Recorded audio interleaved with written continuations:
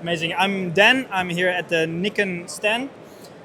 In my hands, I hold the Nikon ZR. This is a game changer because with all the other brands that are bringing their cameras out the same, they're pretty comparable, except this is half the price. It does everything the pro cameras of this species can do now, but again, half the price. The screen is humongous. We have every format you can think of. We have ProRes RAW, we have the 42, we have the 10-bit, we have 12-bit, we have Nikon's RAW, but the best part of it is that because Nikon bought RED, we now have color science of RED built in, all internal, recordable.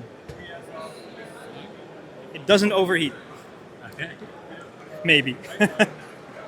And tell us about the big screen on the back. So the screen on the back, they no longer have the big black lines. It's just one big screen. It works really well, just like the autofocus. It's really nice to have the big camera. An extra monitor almost becomes obsolete. Not completely, but. And a lot of people are complaining about the micro HDMI. Yeah. So for the external recording, we have HDMI. It is a micro HDMI, but you can obviously convert it to a big HDMI. We have the nice dongles, and they fit perfectly on the frames if you buy them.